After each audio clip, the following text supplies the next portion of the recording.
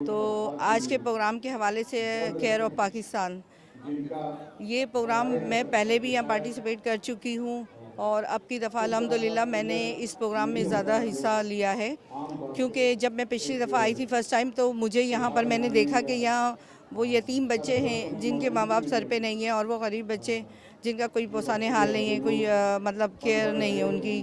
तो ये इदारा है केयर ऑफ़ पाकिस्तान वेलफेयर।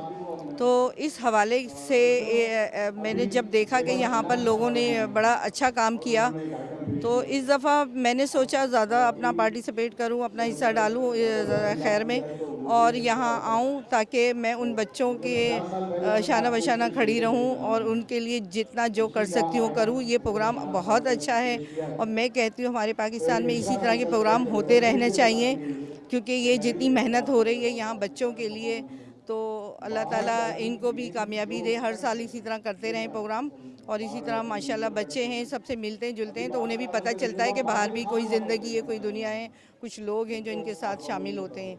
तो बस मेरे ये पैगाम है, हर एज़ इंसानियत के नाते जितना जो पार्टिसिपेट कर सकता है वो इसमें करे, और अल्लाह ताला को खुश रखे, खुश करे। Thank you so much. को जिनको खुशियाँ नहीं मिलती, उनके लिए एक दिन ऐसा हो जो मुस्कुराहटों का दिन हो।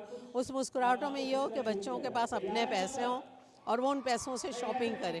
तो ये वही ग्रैंड मॉल है, वही शॉपिंग का वो है, जिसमें वो बच्चे जो यतीम हैं या जो नहीं ख़रीद सकते चीज़ें अपनी खुशी से, वो अपने पैसों से, अपनी मर्ज़ी से चीज़ें ख़रीदते हैं। और ये एक बहुत खूबसूरत तकरीब है और मैं मुबारक दूँगी ऑस्ट्रेलिया में रहने वाले सीरत अब्बास।